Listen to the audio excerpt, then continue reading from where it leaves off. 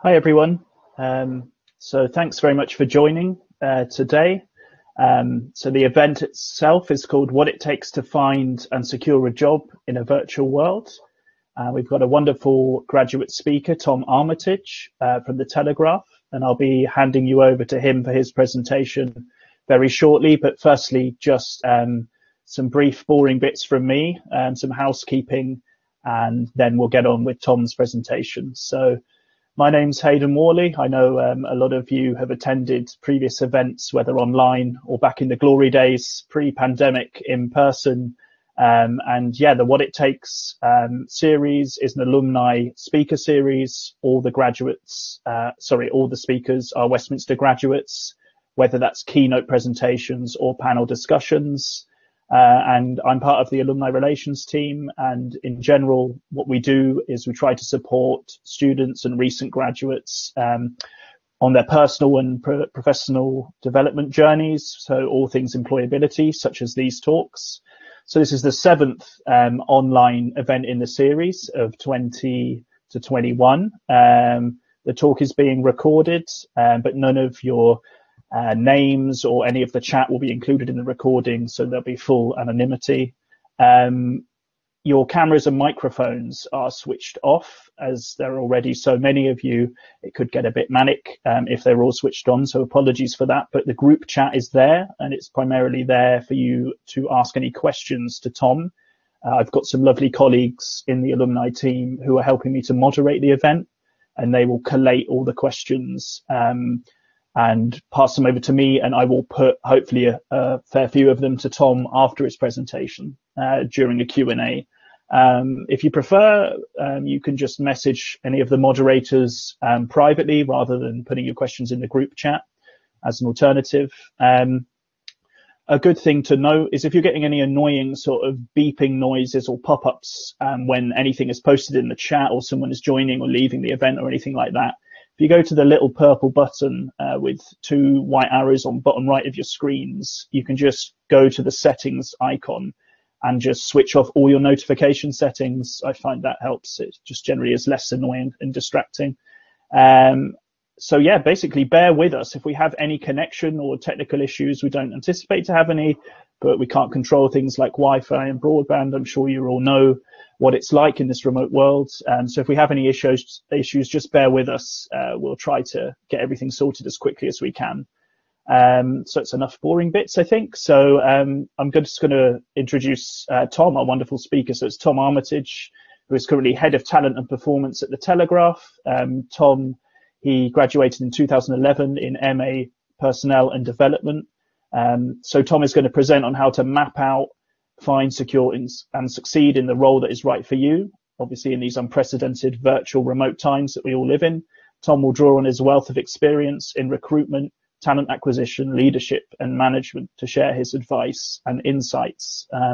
So Tom's presentation should be no more than 45 minutes, followed by a Q&A, which hopefully will be quite lengthy, and then we will wrap up. So without further ado, I will pass over to Tom for his presentation. Thank you so much, Tom. Thank you so much, Hayden. I hope just I'll do the standard "can you hear me" question. Can hear you loud and clear and see you. Wonderful. That's always the first thing to check, is that the connection's working. And thanks everyone for just for replying there. That's very helpful. So a very, very warm welcome to today's session, wherever in the world you are. So good evening if you're in the UK, or if you're joining us from further afield, good morning or hello. I'm absolutely delighted to be doing this session with you today, and thank you very much to Hayden for inviting me and also getting me ready to do this presentation. It's been great working with you so far. So I'm just going to share my slides with you. Do not worry, there aren't millions of them. I think we've got about 6 or so. So I was told to keep this fairly informal, and hopefully we can get lots and lots of questions going in the later part of the session. So hopefully you can see my screen. So as Hayden said before, this session really is what it takes to find and secure a job in a virtual world. So I really, really feel for graduates, undergraduates, postgraduates, people who are seeking career opportunities right now, because we are in an absolutely unprecedented time. This is now my 11th month of working remotely, and I've been into the office, the Telegraph office, once, and it's grueling, it's hard, and I've already got my own professional network established. So starting from scratch, I have a huge amount of empathy for you at this point. So what I'm going to try my very best to do is to just share my experience with you and also make it really practical. So hopefully you're going to end up with lots of useful information, hints and tips on how to find and secure your job, a job in this virtual environment that we're in. So in terms of what we'll cover today in tonight's session, so I'm going to give you a very quick introduction to me and my career story. I'm going to keep that fairly brief, and I'll give you a quick overview of the Telegraph. Hopefully you've heard of the Telegraph. We may even have some subscribers in our midst, but it's very exciting to be there right now. So I'll just take you through the Telegraph journey. Then I'm going to take you through what it takes to manage your career successfully. So there are a few dimensions that I'll share with you and what I think are really useful. The third thing will then be about how to map out the marketplace. What I mean by that is to work out what are the opportunities that are available to you in your specific sector that you're applying to work in. And then the final part will be, again, very, very practical, and it's all about how to stand out from the crowd. So obviously it's a very tough time at the moment from a recruitment perspective. There are lots of people who are applying for roles, and I'll give you some very practical hints and tips on how to stand out. So hopefully that makes sense. And if there's anything that you do want me to cover over and above that, then just please feel free. Hayden mentioned before that we've got a wonderful team of moderators who are going to be looking at all of your comments and questions and pulling them into themes. And I'll do my very best to answer those as honestly as possible at the end. So in terms of my career story, so you may tell by my accent, I've got northern vowels. So I'm from the north of England, a place called Leeds. And I went to study after finishing school at the University of Newcastle upon Tyne, as it was known at the time. And I studied French and linguistics. And that was my very first foray into the world of work. And I found, because I studied French in the modern languages faculty, I was walking around the modern languages faculty and I noticed a notice board, and it said that they were seeking a stagiaire or an intern to work in a business-to-business news publisher. And like most universities, stuff tends to stick on notice boards for a long time. And it turned out it was over a year old. Now, regardless of that, I thought, do you know what? I'm just going to give it a go and email the person that was on this notice. So I sent them a note. I sent them a quick email and said, hello, I'm studying French. I've got a year abroad coming up. Have you got any positions? And lo and behold, somebody got back in touch with me fairly quickly, actually. I was really surprised. And I went over to study, and I went over to work as an intern, reporting on the dairy industry of all things. It was very random, but a fantastic learning experience. So the first point is that not all jobs come in one form, and it's not always about looking for a job on LinkedIn and submitting an application form. You can find inspiration for job opportunities all over the place, and it's just a question of thinking laterally sometimes, not literally. So after I graduated, I then got my first ever role working for Barclays in their retail bank, and they were going through a very exciting transformation with a real emphasis on helping customers. And I spent a good three years there working in a variety of learning and development roles. And I also spent 9 months working over in India to set up a call center. In between my job at Barclays and Diageo, you'll see those wonderful drinks brands below Barclays. They're all owned by a company called Diageo, which is a ginormous drinks conglomerate. Really fantastic place to work. And in between those two opportunities, those two roles, I started studying. Very proud to be with you tonight because I am an alumnus, as Hayden said before, of the MA in Personnel and Development. I don't even know if that's called that anymore. It may have changed titles since I did it quite a few years ago. And then after, in Diageo, I did a whole host of roles in learning and development. I also ran their graduate recruitment operations across Western Europe. So I've worked a lot in not just learning and development, but also in what we call talent acquisition or recruitment. So I've got some insider tips and tricks to share with you. And then after that, I then joined a company called Pearson, a global education company, who used to own the Financial Times and Penguin Books, which you may be familiar with from your studies at the University of Westminster. And then after that, I then joined the Telegraph, and then I started studying for my second master's degree. I'm a bit of a glutton for punishments, and it's an MSc this time, not an MA, and it's in career management and coaching. So I'm just about to wrap up my second year. I've almost graduated. It's a huge amount of work, and it's so difficult doing this in this virtual environment. So again, you have my lots and lots of empathy for sitting in front of a screen and learning remotely. It can be really tough sometimes. So with that, I've been at the Telegraph for 4 years. I'm the head of talent. So I don't have anything to do with recruitment, actually. I'm all about developing people once they get into the organisation. However, I've spoken to our recruitment team and got all of their hints and tips for you tonight. So I'll share those with you. I've also, just as a side note, I've got my own coaching business specialising in careers and business challenges. So I've just started that. So I guess, again, just kind of to reiterate, careers take lots of different forms, and throughout your life, they will chop and change, and it's never too late to do something a bit different with your career if that's something that you want. So in terms of the Telegraph, as I said before, it's a very exciting time in our history. It's over 165 years old. And at the moment, our strategy is all about acquiring 1 million subscribers by 2023. So as of last year, we had 570,000 subscribers. We've got an ambition to get to 750 by the end of this year. 250,000 people read our paper, physical paper. Sounds like quite a strange thing, really, but in this digital day and age. But 250,000 people buy a paper, and that's Monday to Saturday. And we also reach 19 million adults in the UK every month through not just our newspaper, but also online. And we're also finding lots of different ways to tell stories.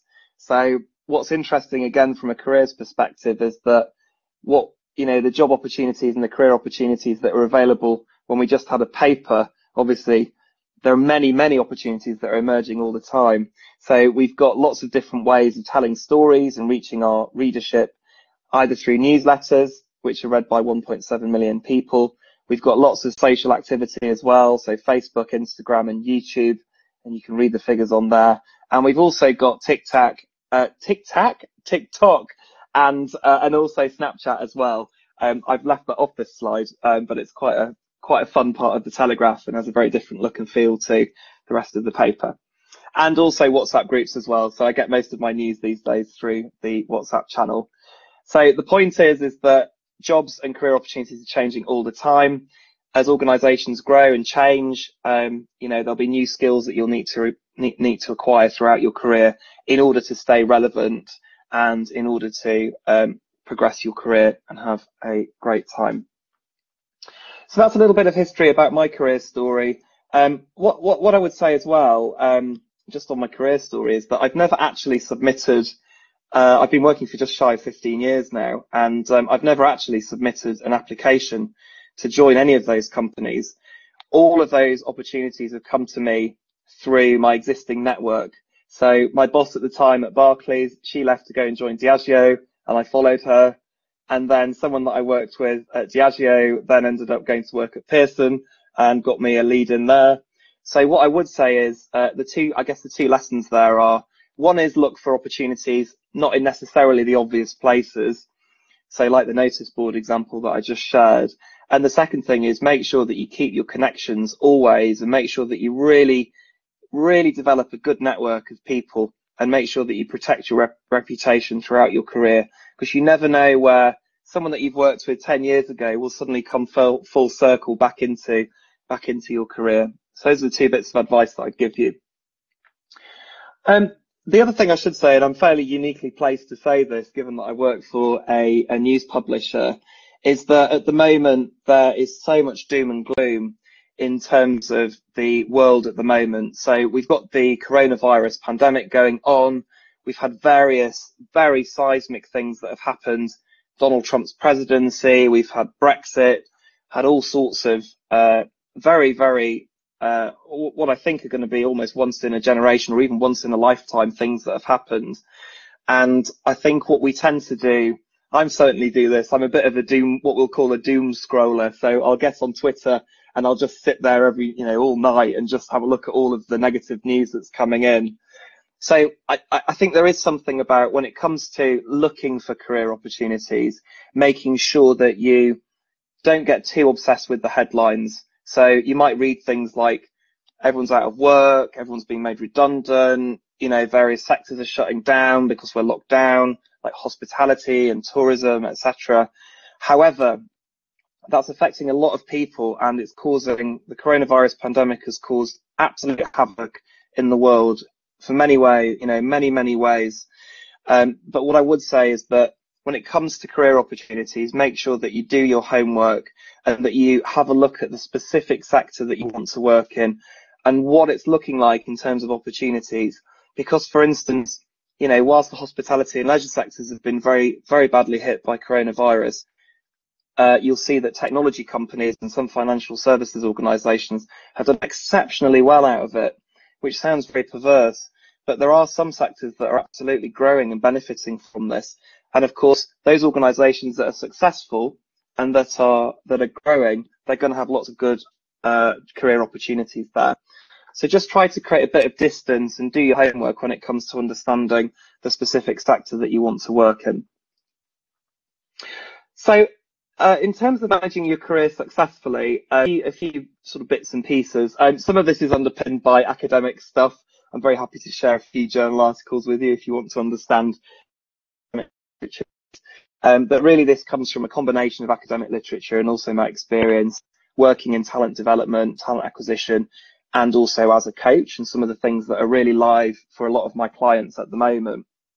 So the first thing I would say is that obviously we're working in the midst of a global pandemic, so the coronavirus pandemic, and with that, it's hard enough searching and applying for jobs when it's a normal environment. I think it's even more challenging given we're working remotely, living remotely. Someone said the other day, it's not working from home, it's actually living in the office. That's how it feels to me and a lot of my colleagues at the moment. So people are feeling really tired.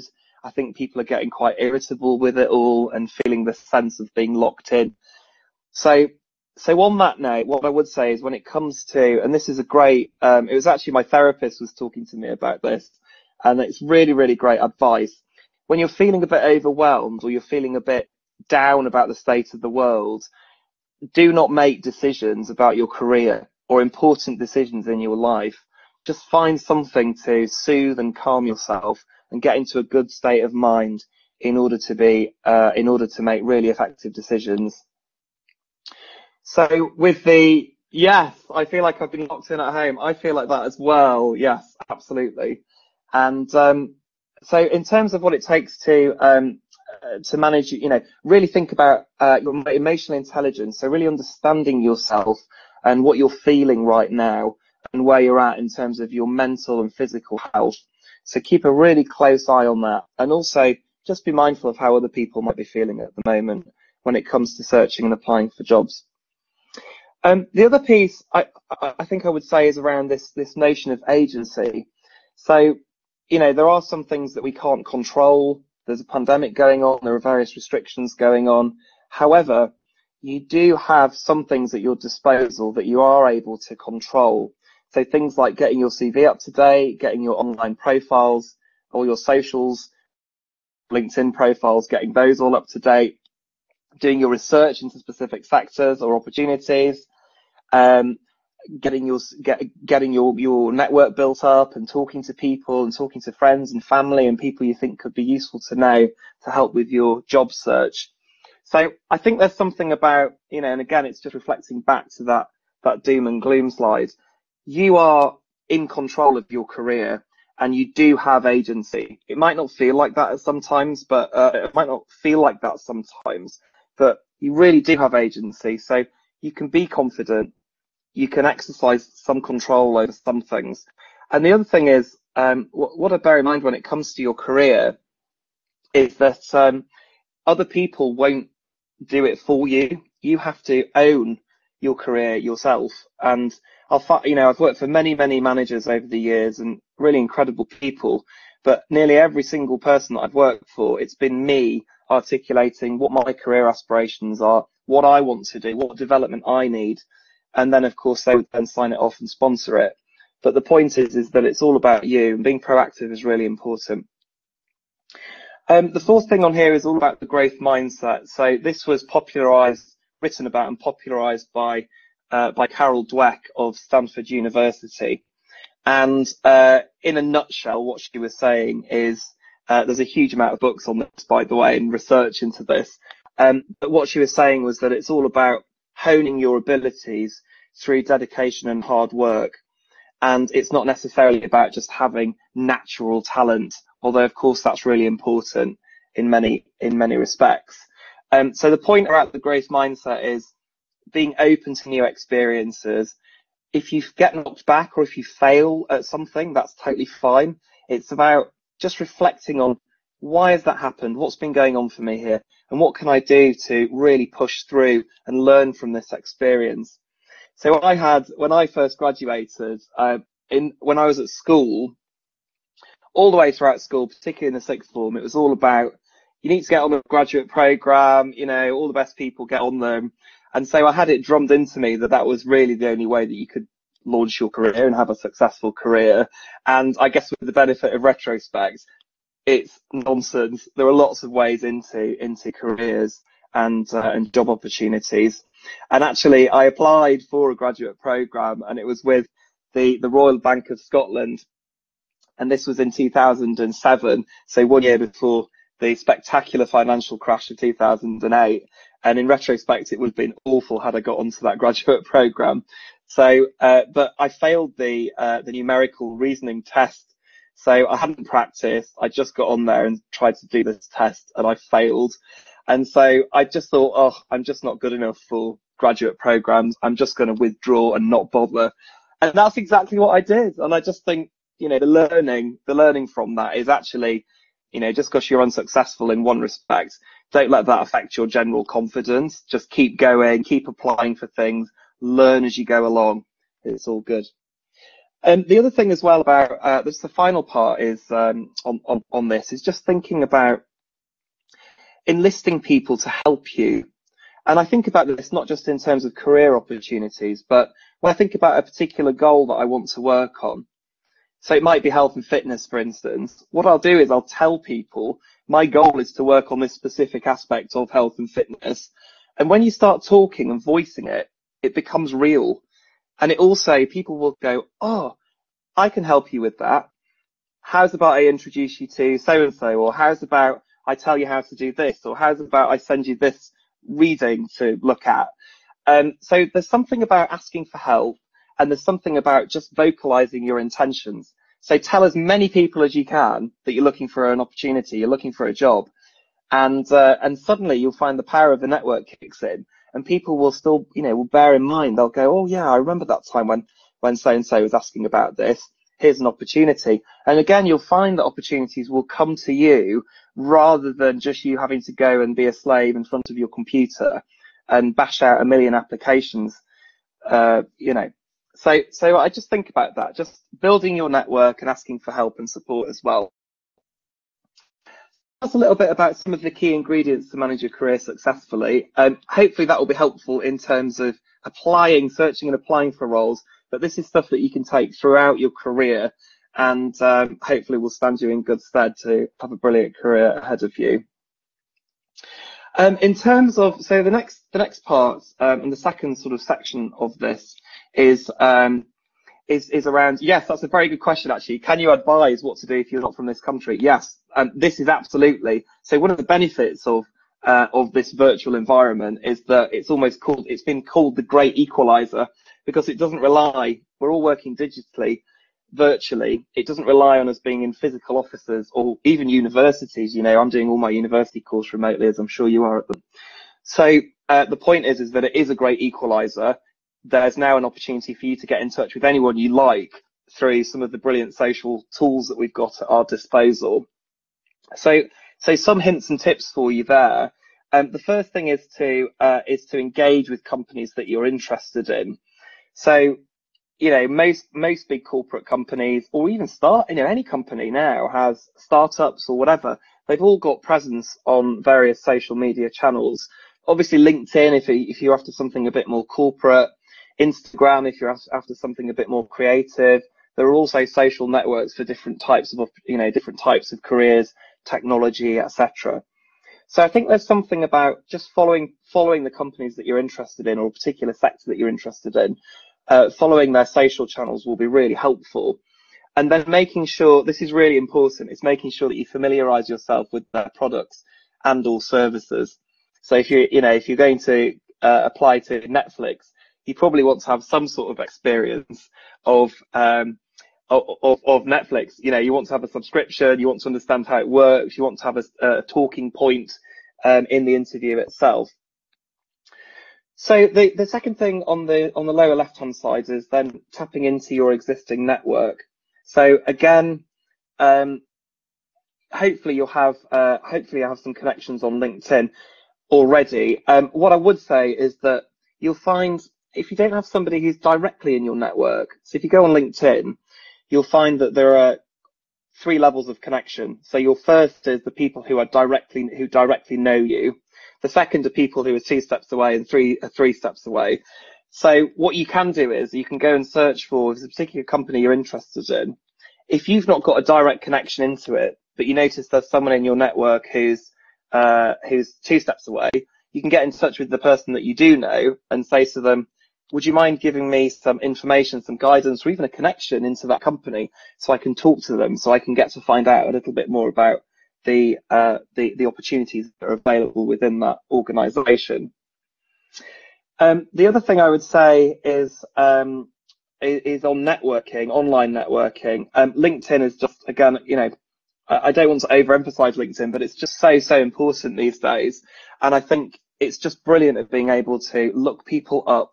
You know, when you're thinking about applying for particular positions, have a look at the recruitment team, the managers, the people that work in there.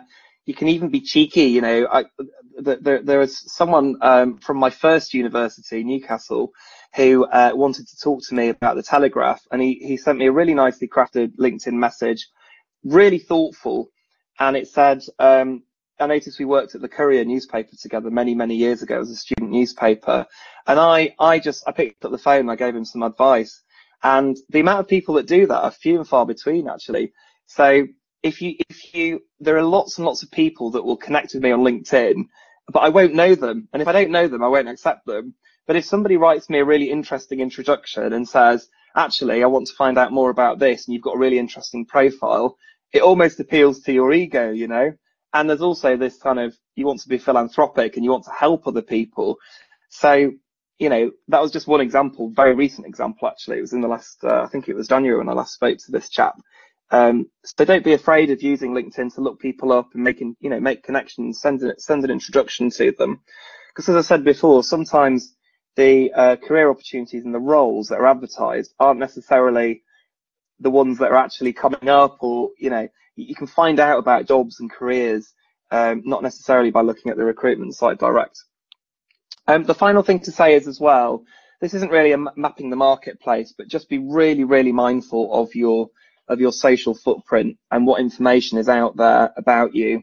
So I work with journalists, so they're, you know, notorious for being able to very quickly find out lots of information about people.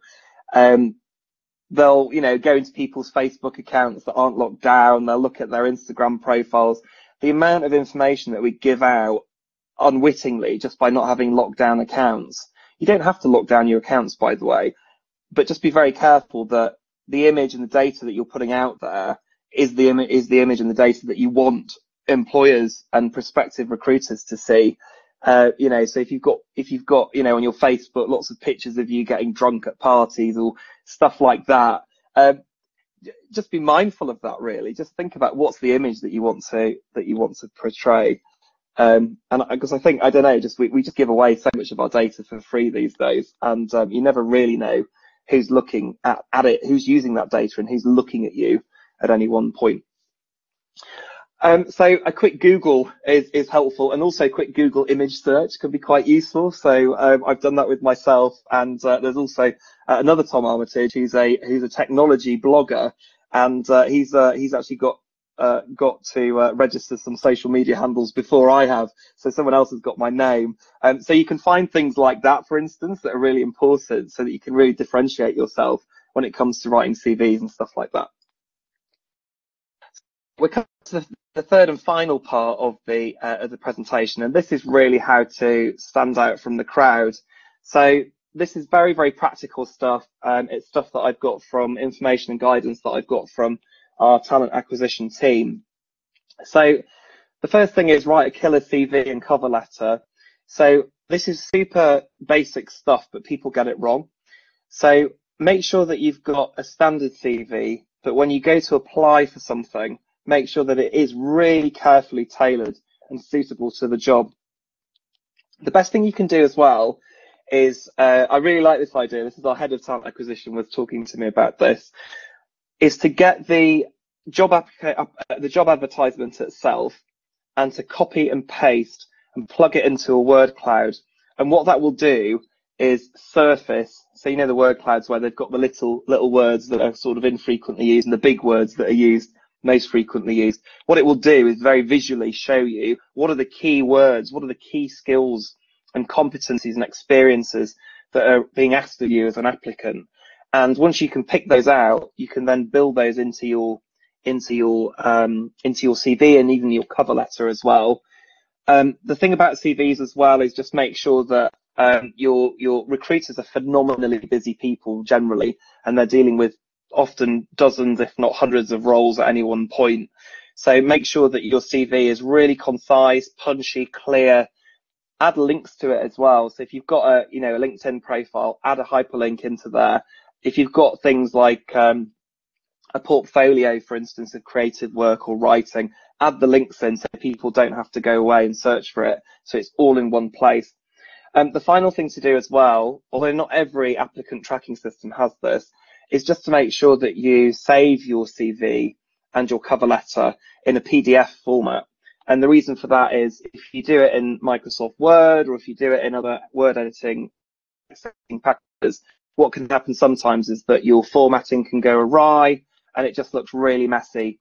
So if you can, most applicant tracking systems or ATSs, you'll enter in your details into fields, and so you won't even need to upload a CV or a cover letter. But if you do, save it as a PDF and send it. That's my little tip for you. Second thing is prepare your answers. So again, have a look at the attributes and jot down some examples of where you've demonstrated those skills. This is particularly relevant for people who, if you're going into the world of work for the first time, it's thinking about not necessarily work. It's thinking about opportunities like, group work in your university courses. It's thinking about things that you might have done in other jobs or volunteering positions, or you might have been a chair of a society or whatever at uni. So it's just thinking again laterally how you can start to apply some of your learned transferable skills to the job that you're going for. The other thing is just again before you get to the interview stage, just make sure that you get really familiar with the people who are interviewing you. There'll be lots and lots of information out there. Again, LinkedIn is a great place to go and look up who you're talking to. You really want to know. You don't want to be quoting stuff if it's, about the organisational strategy. If you're being interviewed by the person who's written it, willy-nilly. You want to make sure that you've got the depth, and you've done your research and your homework there. The one thing as well is just make sure you do familiarise yourself with the organisation. So I mentioned the Netflix example, and being a Netflix subscriber and having a look at some of the shows that they produce and how they work. shows and films, I should say. And then you're also checking out its strategy, its values. A lot of the time you'll have values that are written on people's websites. A lot of questions, particularly competency-based interviews, they will ask questions in relation to their values. So have a look at that and just give some thought as to how you relate to those values. And then also the organisational structure, and then also looking at the press or media coverage of that particular organisation. So again, Google's your friend. You can go in, Google the name of the organisation that you'll use the news tab, and Google the name of the organisation that you want to apply for, and then you'll find lots and lots of information that's covered up in the news. It can be quite nice, if it's nice news, it can be quite nice to quote that in an interview. Again, it just shows that you've got the current context that's beyond the corporate website. So there we go. The fourth thing, this is particularly relevant for, I also realise that some of this stuff is applicable in a non-digital age. This is kind of old school interviewing, old school application. But in the digital age, there is a particular, of course, we've got the you're on mute, the classic. So the amount of colleagues, it's now month 11 that we've all been working from home. The amount of colleagues that still stay on mute, and they need to take themselves off mute. So make sure that ahead of your interview, make sure that you've tested out your microphone, that your camera works, that you've got your internet connection is stable.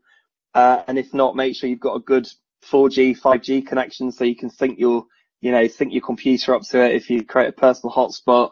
And then also make sure that you've got experience in the video conferencing tool that you're using. So the most common ones tend to be FaceTime, Skype, and I'm just having a look at this. Oh, and Google Meet is the other one as well. So you've got 3 of those. What I would say is that I've also got Zoom, by the way, that's the other one. The thing is, I keep losing all of my login details, and you can waste time searching around for them if you're if you're rushing from one meeting to the next or one interview to the next. Just make sure you've got all of your details, login details ready, just so that you can log in on time. You won't be late. The other thing as well is just make sure that you've got a suitable backdrop if you can. I know it's really tough. Not everybody has a nice space. You have to share space with other people. You might be in a shared house. You might have kids. You might have whatever. But just try to find a quiet space, because again, people will be reading and making assumptions about you based on what's going on in your background. So just try if you can, just to make it tidy, clean and tidy, and again, just create a good impression. The other stuff is just, I would recommend recording yourself, just so that you're aware of how you come across in front of camera. It's almost like when you're on camera, you have to be a lot more exaggerated than you would be if you were in person, because you lose lots of non-verbal behaviour. So that's very, very important. And the other thing to do is just get a mate and practice using the technology with a mate and seeing how it all works and seeing how you feel. So the final 2 pieces are, so really important, be yourself.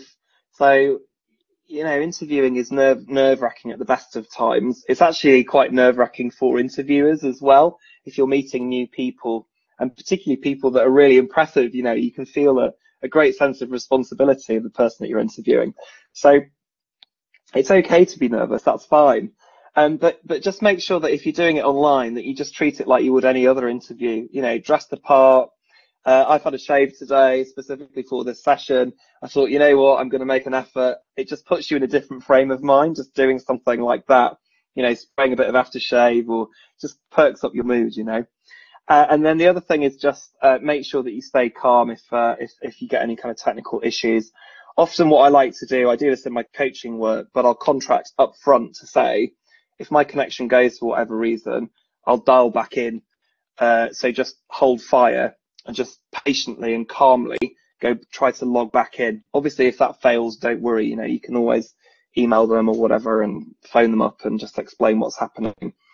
And then also just be yourself, of course. And then the final part is just, I mentioned about keeping calm, but also asking questions. I often think, again, it shows that you're really engaged and that you're up for learning. And by asking appropriate questions can really make you stand out in front of other candidates. So just think very carefully in advance about some of the things that you think would be interesting to ask. And again, if you've researched your interviewer, just having a look at their LinkedIn profile, there might be something very personal that you can ask. you know, rather than just a kind of generic question, you know, tell me what it's like to work here kind of thing. You know, there are certain questions that people ask all the time. So try to be a bit different and a bit memorable. And again, that will help you stand out from the crowd. So I've blabbed on for 40 minutes. I'm 5 minutes short. So I'm going to pause there, and we're going to go to, I'm seeing lots of questions in. So thank you ever so much for sending all of those in. What's the best way to do this, Hayden? Do you want to sort of collate them and ask me, or I'm not too sure what you want to do next? Yes, so don't worry, Tom, and thanks so much for the presentation. That was really, really awesome. Some great advice, so perfect. But yeah, my colleagues have put in, with the power of Google Docs, a sort of shared file, which I've got access to, so you don't need to worry about checking it. And big thanks to everyone for all the questions that have been coming in. Keep them coming. So let's see.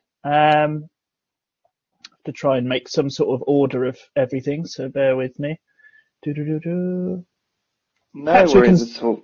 We can start with this one, perhaps. So we've got from Aurelia. I have an established office career, in brackets, for 12 years, and I'm studying law. What advice do you have for those looking at career changes, i.e. an industry change? Yeah, it's a great question. It's something that comes up time and time and again, actually, and some of my recent coaching clients are in the same space. I think it's, so just to understand, Aurelia's studying a law degree with a view to moving into the legal sector, I would assume. I think for me, yes, thank you so much for that. I've just seen you've written it on chat.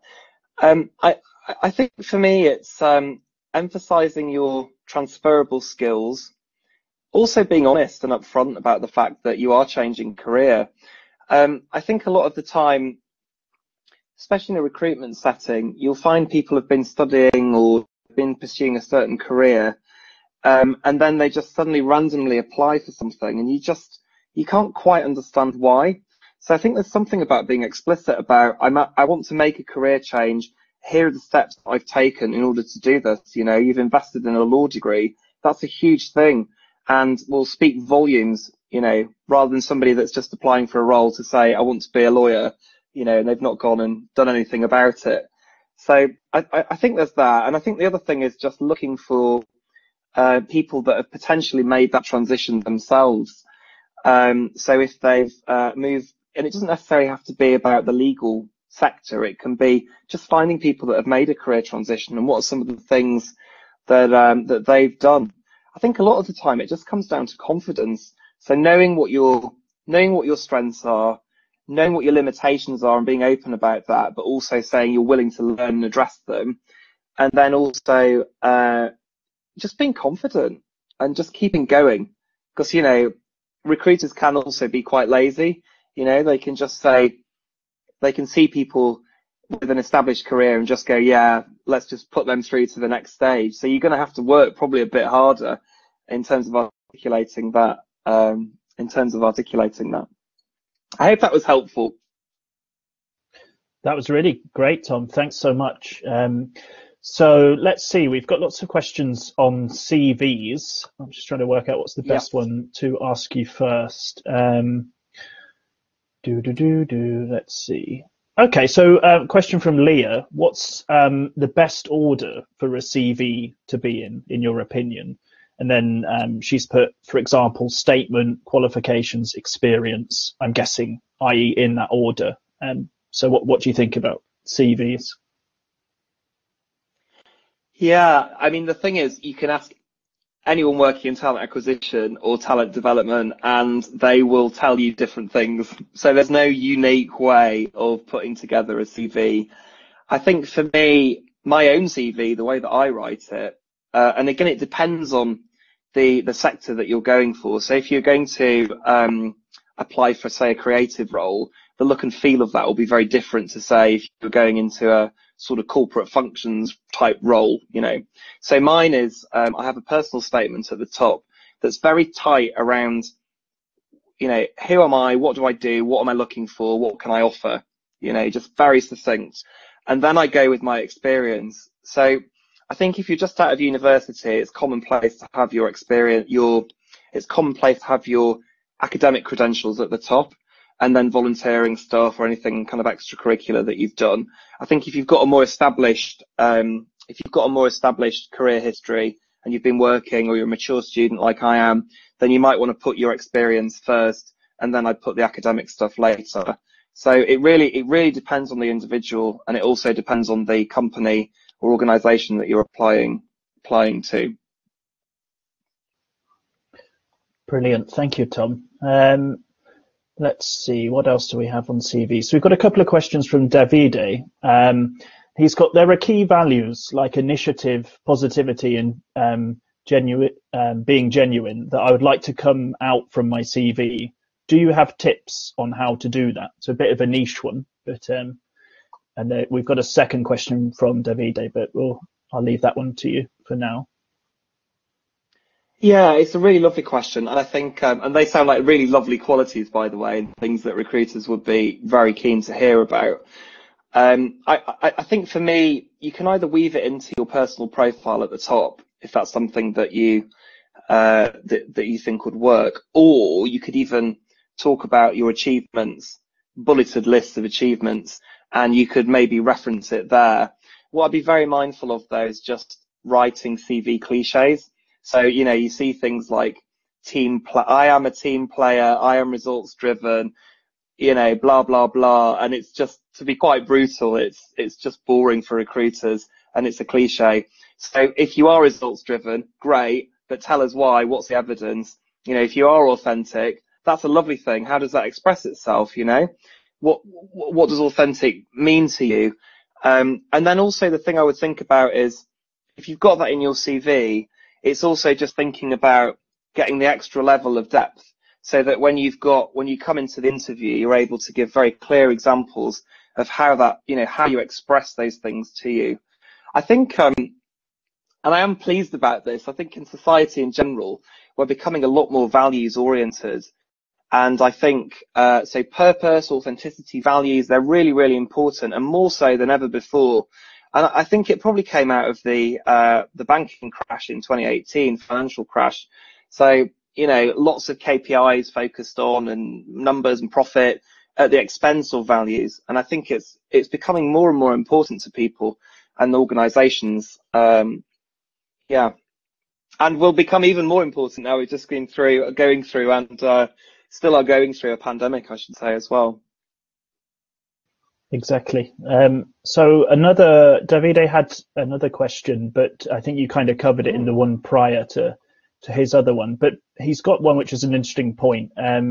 How do you express things in detail on a CV without making the CV too long but interesting to read? So how do you kind of make it punchy, I guess, and snappy? Yeah, no more than 2 pages, I would definitely say. So if you can get it onto 1 page, even better, because we just have very short attention spans.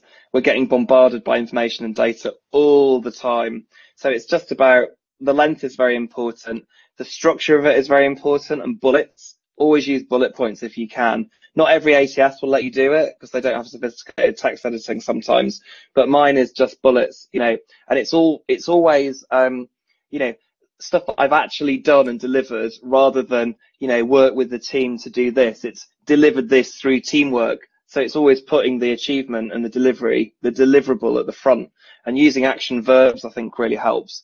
So implemented, executed, delivered, created, written, you know, wrote. There's all sorts of ways that you can articulate that. But yeah, it doesn't have to be, you know, sort of full prose as well. So, you know, with bulleted lists, it just needs to be delivered X in Y time frame, and here's the challenge, here's the result, kind of thing.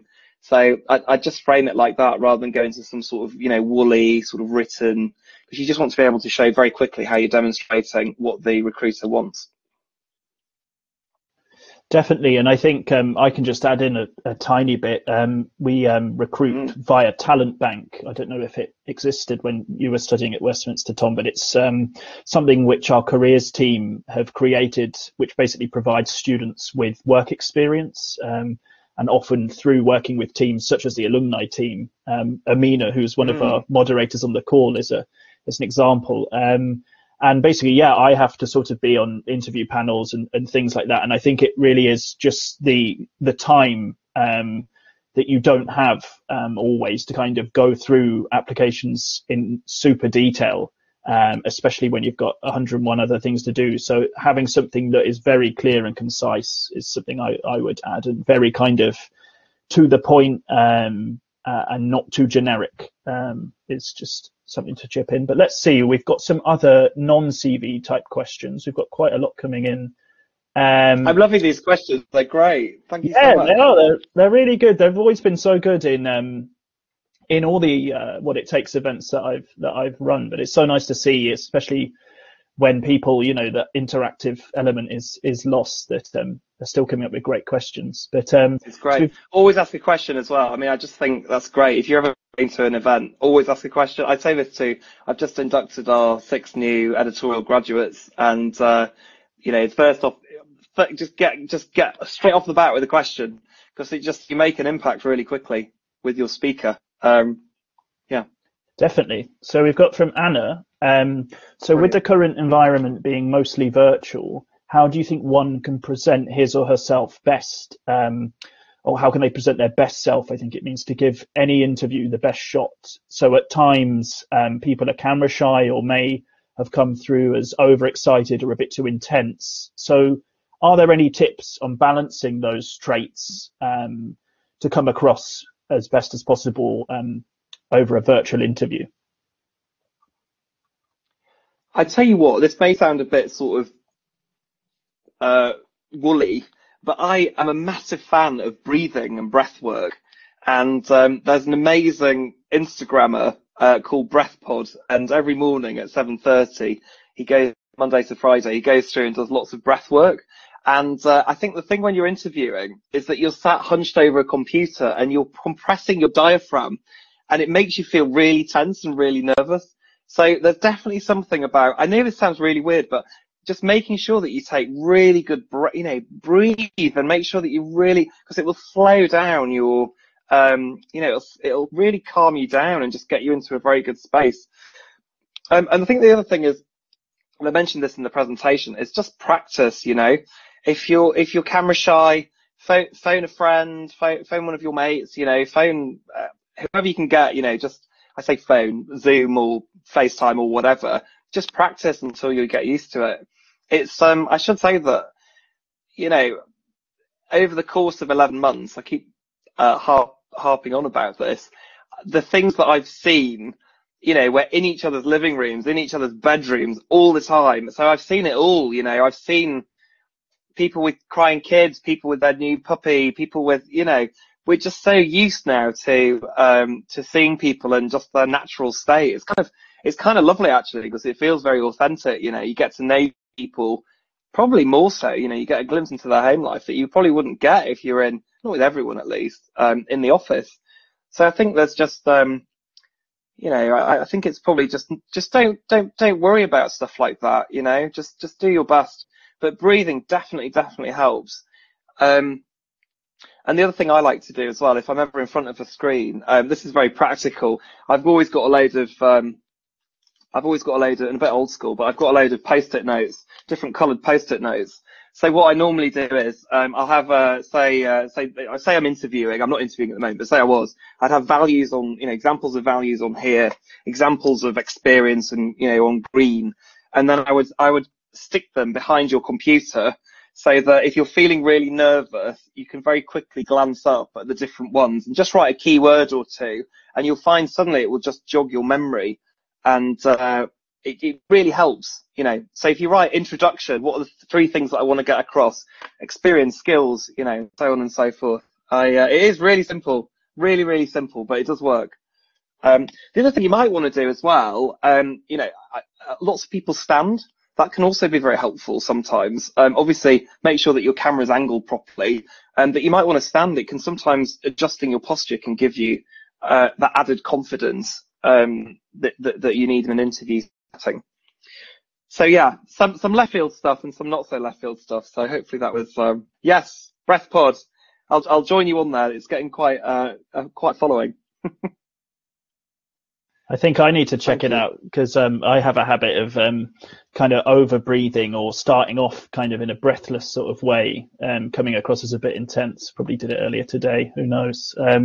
But let's see. So we've got a couple of really interesting questions. So from Gemma, I found in my experience, people say that they will help and they don't pull through.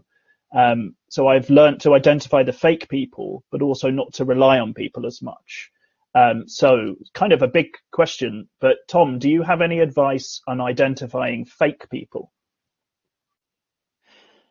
Yeah, this is again a bit left field. So it's a bit like being on Tinder or a dating site. You know, most people are going to be quite flaky. That's just human beings. That's not people in a work setting, a career setting. Just people are generally flaky.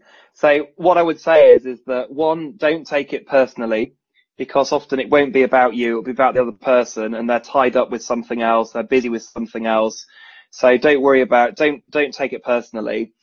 The other thing is, I've just arranged mentors for our apprentices. So they've been with us since the beginning of 2020. And one of them hadn't heard back from the mentor, who was this very senior journalist. And so I said to them, well, have you messaged them? Have you followed up and said, I've not heard back from you, you know? And they said, oh, no, I didn't want to bother because they're just so busy. You know, just be a bit cheeky. I always go with the rule of three, which is message him once, message him again, and pick up the phone, or, you know, try and get in front of them if you can in some way. And then, you know, if it's after 3 times and they've not replied, they're probably not that interested. Again, it's like the old dating thing, isn't it? They're probably not into you. I know this is a very strange analogy, but just move on and find somebody else, you know. So what I would say is, you know, if you can't get in connected to one person, just have a look at their network, see if there are other people who you can approach. So don't worry about that. Definitely, it's great advice. So we've got, we're jumping all over the place a little bit, but we've got another really good question. We've got Abu. I'm a recent graduate, so I'm sure a lot of people on this call, on this event are, but so graduated last year, and I'm having trouble getting an entry-level job. I understand that rejections are part of the journey of landing a job, but it becomes quite demotivating, especially when you don't get any information as to why you were rejected. Any advice on finding out your own weaknesses or staying motivated?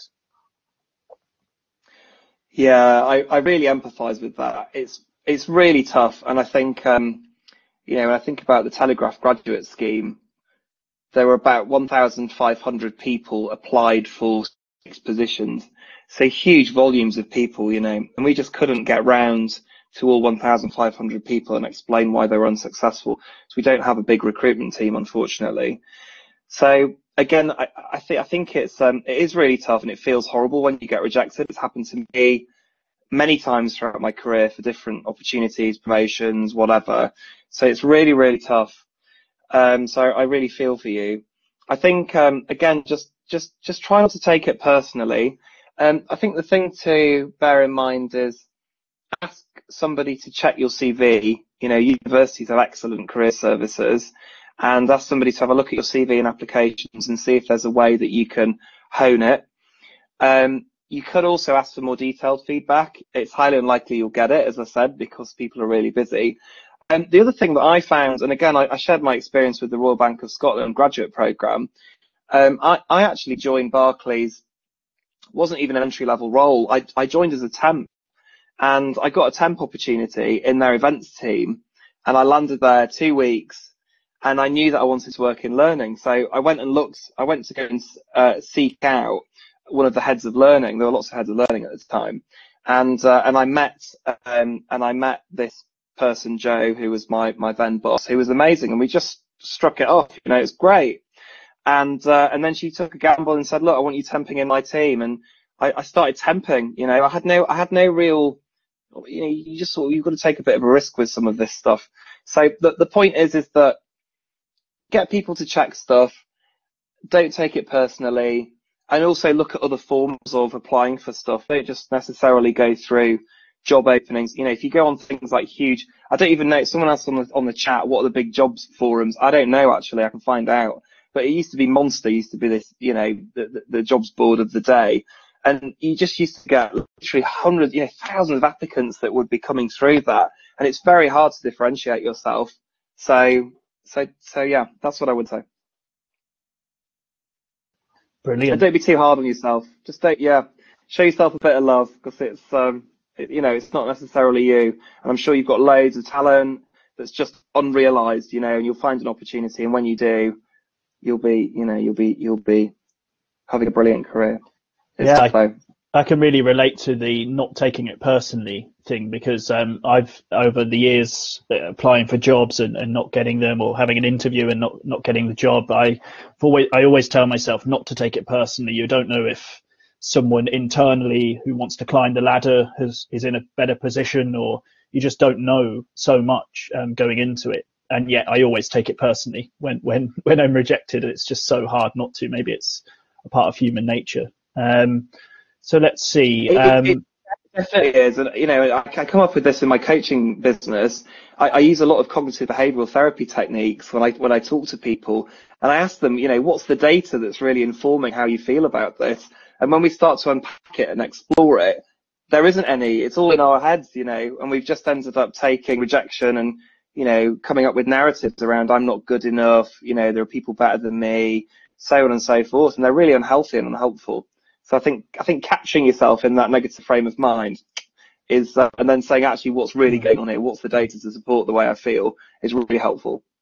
Definitely. So we've got lots of similar questions, which I think are quite sort of summarized by Yasmin, who says, to secure a job, you need experience, and to gain experience, you need a job or an internship. So there's this catch-22. And she says, which both require experience nowadays. It's a dilemma. So do you have any advice on, I know it's probably a bit of a big one, but like how to sort of break that catch-22 or type thing? Yeah, it's really tough. I often get this asked about HR roles, actually. So you'll see things advertised saying, oh, you need a CIPD qualification, or you need you need this experience. And then once you're in the company, it doesn't really matter, you know, you just don't use it. So that it happens all the time. I think, again, emphasize transferable skills, try to do things in your personal life, extracurricular stuff if you can. So if you're being a journalist but you've not got any experience, then think about writing for your student paper, think about self-publishing, think about offering to help out on stuff. You know, I actually considered being a journalist, but I didn't have a lot of money, and I thought I can't move to London and be a journalist because I can't afford it. So I discounted that opportunity for myself. There are some people who can afford to do placements, a day here, a day there, you know, 2 weeks work experience, and pay for it themselves. Not everyone's in that fortunate place. But I think there's something about do what you can to be able to demonstrate transferable skills. Offer yourself, you know, I think it's about knowing your worth as well. And there's lots of, it's very rare now. So the Telegraph does not offer any unpaid work. It's just, we just don't do it because it's unethical, and any position now is paid. Internships are fully paid at London Living Wage. So really, I'd be very, very careful for, you know, offering your services free of charge and being taken advantage of.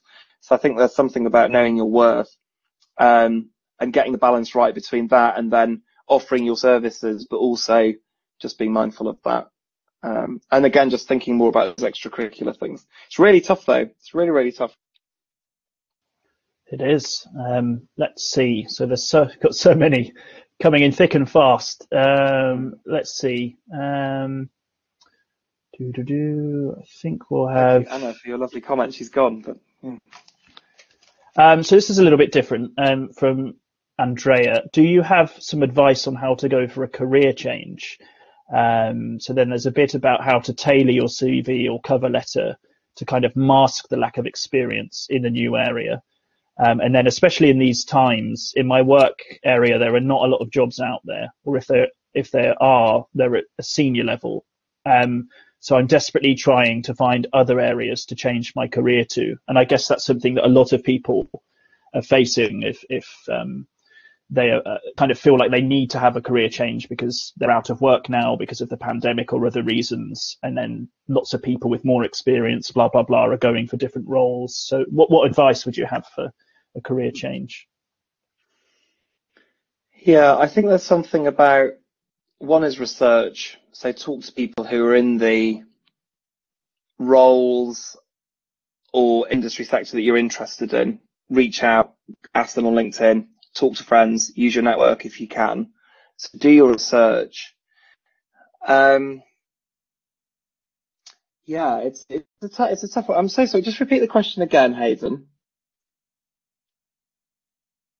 Yeah, sure. Let me have a look. So you've lost it. I just lost my train of thought. I think it's my 11th hour in front of a computer and my brain's slowly switching off. Don't worry. It was career changes. I've got it. So, yes. Yes, it's all coming back to me like Celine Dion.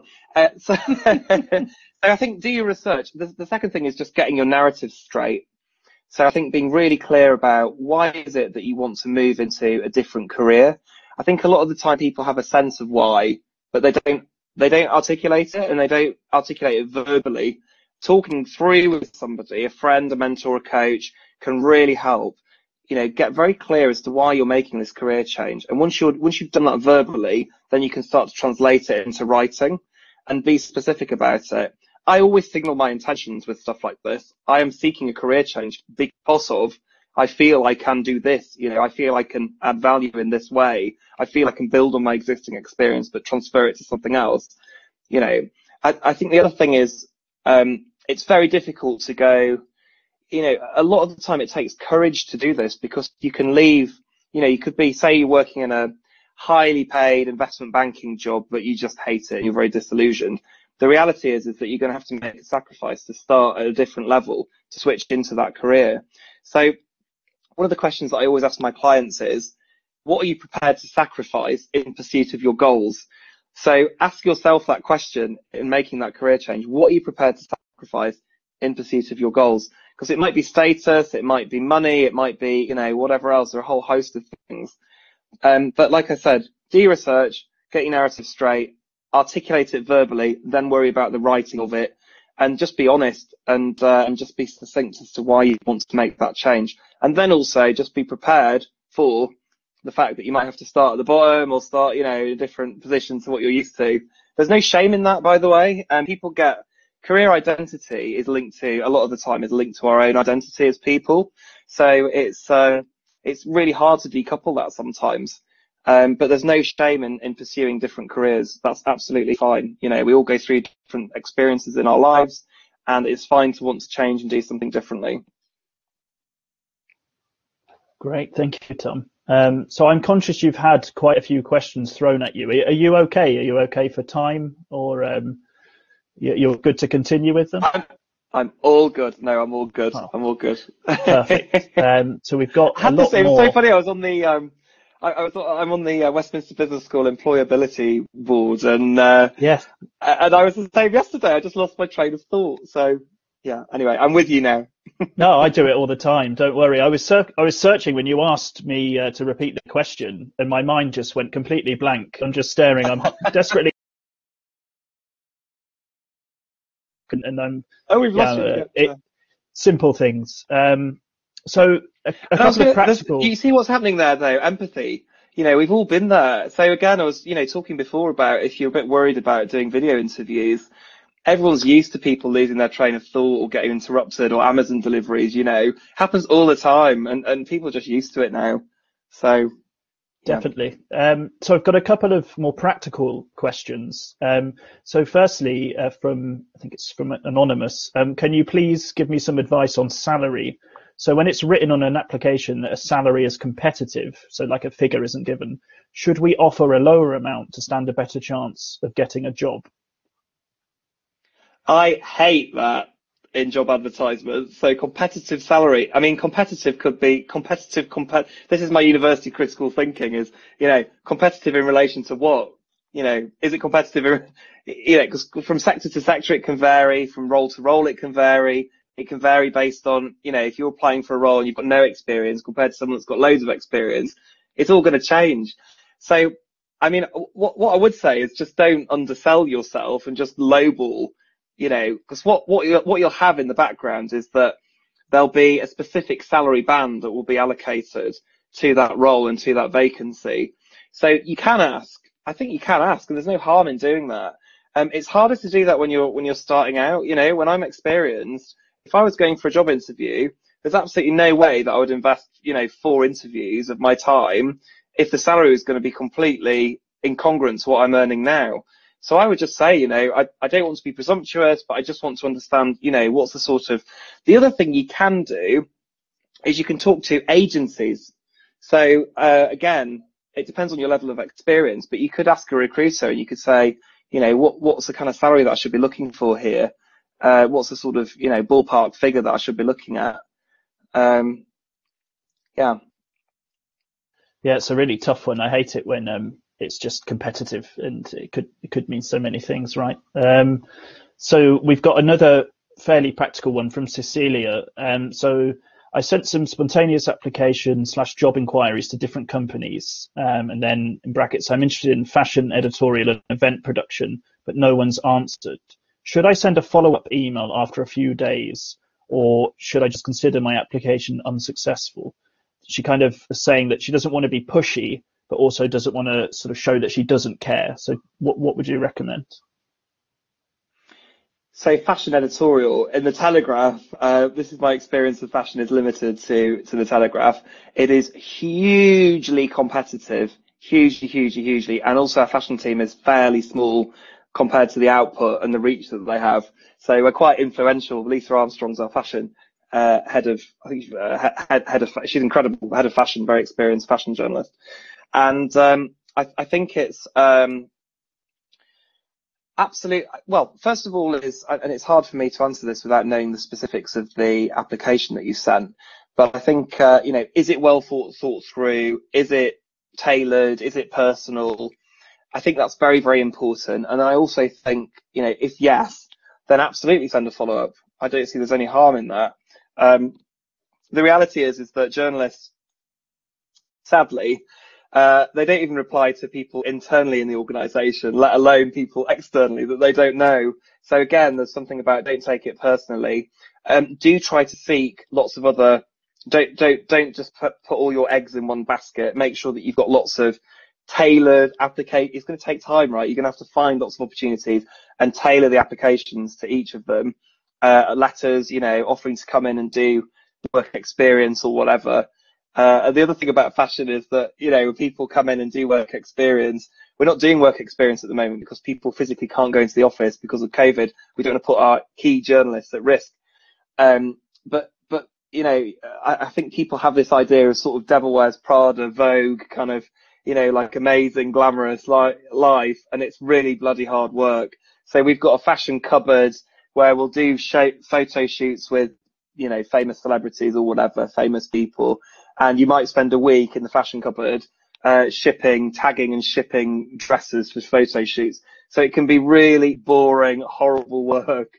But it's something that every successful fashion editor will have gone through at some point in their career. So to be a journalist, you've definitely got to have a lot of grit. I don't think it is. Just to answer Hannah's, it's not desperate at all. To want to volunteer and to want to understand more. You won't come across as desperate at all. I think if it comes to you're asking continually and you're just not getting a response, then change tack. But I absolutely don't think it's desperate. I think it's just the framing of it is, I'm really interested in the work you do. I love the work you do and these specific aspects of it. I would love to come and learn more, and I feel like I can add a lot of value to you. Happy to do anything. I don't think it is desperate. Great, thank you, Tom. So just reminded me of Devil Wears Prada. I just rewatched it with my wife. She absolutely loves it, and I have to say I love it. So yeah, Meryl Streep is obviously great. Anyway, let's see. So we've had a couple of different questions about redundancy. So, and I think Vishni summarizes it quite well. Do you have any advice on how to bounce back after a redundancy? He or she has also mentioned, and still trying to complete my degree from being an apprentice. But basically, we've had a few people just saying about how do you deal with redundancy and keeping morale up and that type of thing. So what would you say to that? Yeah, redundancy is a horrible experience, and I'm very sorry that you made redundant. It's a really horrid experience, and it's akin to grieving actually psychologically. And again, linked to our career identity, this notion of career identity, when we lose our jobs for whatever reason, it's a part of our identity that's taken away from us, and it can feel very demotivating and depressing. So it's a hard situation to be in. I think the main thing I would say is just make sure you're looking after yourself mentally and physically. So going out, getting some exercise, walking, getting away from your screen, trying to be in the real world, I think, the physical real world, rather than, on your screen all the time. So if you're not looking after yourself, you're not going to be in a place where you'll be able to market yourself and apply and put all of your energy into the process. I think the other thing to think about is absolutely channel your energy. Use this as a positive opportunity to channel your energy into completing your studies. A lot of the time, burnout, absolutely. It's really, really hard. So I think, if you're feeling burnt out, and you can afford to do it, just take your time and don't be too hard on yourself, and just focus on those very small things that you can do to help build up your confidence and get you ready to apply. So normally what I would do is, it's like managing a project. You start with the outcome in mind, and then you work back from the outcome, and you map out individual steps in a project plan. So that's exactly what I would do. I'd set yourself a task of, I'm going to look at 3 companies today, and I'm going to write down interesting things. Next week, I'm going to have a look at my CV. The week after, I'm going to talk to people. So you've got a kind of, rather than just I need to get a job, which can feel very overwhelming, and then how do I tell my story of redundancy? That also worries people as well, because there's this sense that, again, you've lost something, you're trying to hide something. Redundancy isn't something to be ashamed of, and it's very rarely about the individual, actually. It's about the organisation and about economics. It's very rarely about the individual person, although it feels like that when you're going through it. Brilliant, thank you, Tom. So let's see, we've got 2 or 3 questions on mentoring, actually, and obviously you've mentioned being a coach, and I know that Natalie, who's one of my lovely colleagues who's moderating right now on this event, is a mentoring officer, and I think she's shared some information already in the chat about the mentoring scheme at Westminster. But basically there are, I think, well over 500 mentoring partnerships, and most of the mentors are graduates from Westminster as well. So do look into the mentoring scheme if you're interested. But let me see, back on point, Hayden. So from Nina, do you think finding a mentor through a mentoring scheme, would be beneficial for a young journalist? But this has also been a question that's been asked without reference to a specific profession. If so, how can I find a mentor and benefit from his or her network outside of the services that the uni provides? So obviously we do provide, and potentially we could match you, make a tailored match with someone in that industry. But what's your advice beyond Westminster, Tom, in terms of mentoring? So I would just say a general note on mentors are absolutely critical to career success. So there's one of my favourite ever career books. It's very, very practical. It's not academic at all. It's by somebody called Patty Azzarello, and she was a former Hewlett-Packard executive, and she wrote a book called Rise. And in there she talks about mentoring. And at any one point, she was a senior executive, by the way, so not starting out in her career, but I think that the principle holds true. She had 10 different mentors on the go at any one time, not just one mentor. And the point of mentors is that they can perform different functions at different points in time. So you might have one mentor that will give you industry knowledge, say, what it takes to be a journalist. You might have another mentor that will help you build your confidence and your capability. You might have another mentor that will open doors for you or introduce you to people. So you've got lots of mentors for different things. So I get very clear about what do you want your mentor to do for you, and how are you going to work with them, and get more than one if you can. It's quite hard though finding mentors sometimes. I think most people want to help though. I definitely the University Careers Service I would recommend. And then the other thing is just to I think if you were to ask for somebody to mentor you straight off the bat from like a LinkedIn, no, I just don't think that would happen. But what you could do is start small. To say if you've got 5 minutes of your time. I use this technique all the time, by the way. So when you try and get in front of a senior executive or a chief executive, if you say, can I have an hour of your time? The likelihood is they'll just say, well, one, they just won't reply because they'll laugh at you. But if you say to them, have you got 5 minutes or 15 minutes, then it becomes a lot more palatable. And once you've got that initial connection, then you can use that to then expand and build out the relationship.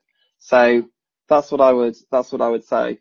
So rather than just, will you be my mentor off the bat, which is likely to not get a response, then just say, can I have 5 minutes of your time to talk about this specific thing? Is there any chance? And then just make the connection, build the rapport, and then see where it will go. And the other thing to always ask is, and I always ask this, is there anyone else that you can recommend I speak to? Is a really nice question to ask, because they'll go, oh, actually, yeah, I could introduce you to this person. And then suddenly you're starting to build your network in ways that, you wouldn't have done before. Great. You're welcome. Thank you, Nina. Let's see. So I'll apologise in advance to anyone whose question I don't put to Tom, but we really do have more than I think we've ever had at any other event before. So I'm trying to get through most of the sort of common ones that are coming up, or particularly relevant ones, let's say. So one that comes up, a sort of theme quite a lot, is about should you, and this is from Sim, should you take unpaid work or internships in the meantime, for example, whilst looking for a full-time role, and in Sim's case, a creative role? So yeah, that kind of covers a few other questions that we've had. Yes, if you can afford it. It's a very, very simple answer. It's really difficult though, because people, as I said before, I wanted to be a journalist, I couldn't afford it. There are lots of other people who are in, they just don't have the resources to be able to do that. They're supporting carers, they've got caring responsibilities, they're supporting family members, children. So it can be very, very difficult. And I wouldn't want to presume about anyone's individual circumstances. But if you can afford to do it and you've got the time, absolutely. I think be very careful though about getting into a situation where that person will take advantage of you or it becomes dependent. So I would be very, very careful about, you hear horror stories of like year-long unpaid internships and things like that. Just make sure you know your worth. And I think because everybody loves free resource. That's what you'll also find. An extra pair of hands if you don't have to pay for it is great. Obviously we do that at Telegraph. I've said that before, but there are people who are unscrupulous and who will do that. So just make sure you're not taken advantage of. Definitely. And I'm going to post on the back of that a link to our Creative Enterprise Centre, just for everyone's benefit, because they sort of champion paid roles. There's also the Talent Bank. If one of my colleagues moderating has a chance to put in the link to Talent Bank, if not, I'll do it in a second. But that would be good also. So I've got just a couple more questions, Tom, if that's all right, and they're related to CVs. Course, yeah, I'm delighted. And then we'll wrap up.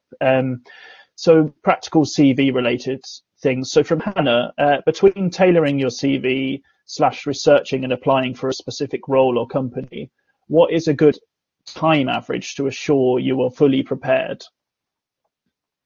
What's a good average? Time? Yeah, she's put a good time average. So what's a good solid average amount of time? To prep between tailoring and CV and researching for a role. So how much time would you recommend? It's a bit of a subjective question, let's say. Yeah, it really depends. I mean, I'm quite quick at doing this stuff, and I'll do it in a very short amount of time. For other people, they might really enjoy the process of research and hate the process of writing, or vice versa. So it's really about you and your unique situation, I think.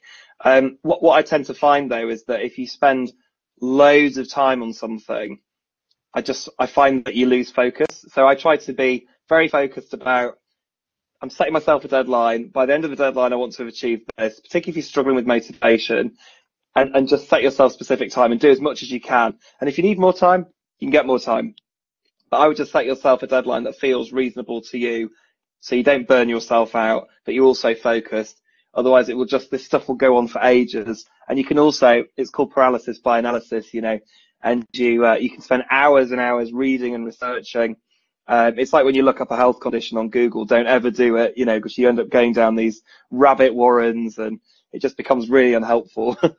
So, yeah, I didn't really answer your question really, but I'm sorry about that. But it really depends on the individual and what their preferences are.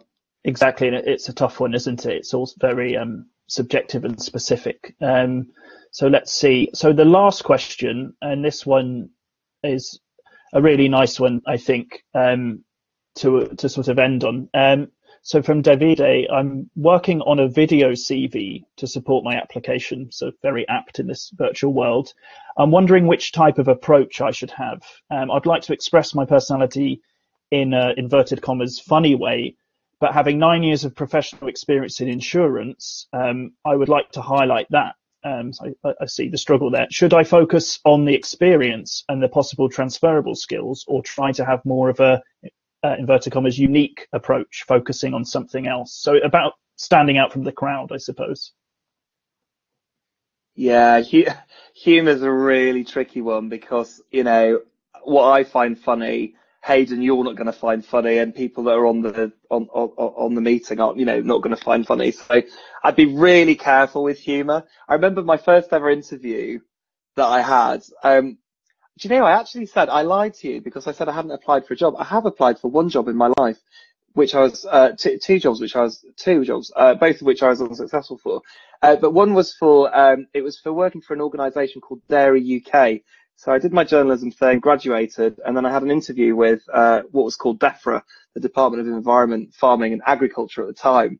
And I went into the interview, and these two they look quite boring old men. And they said to me, very serious, can I get you a glass of water? And I made a joke to them and I said, surely you should be offering me a glass of milk.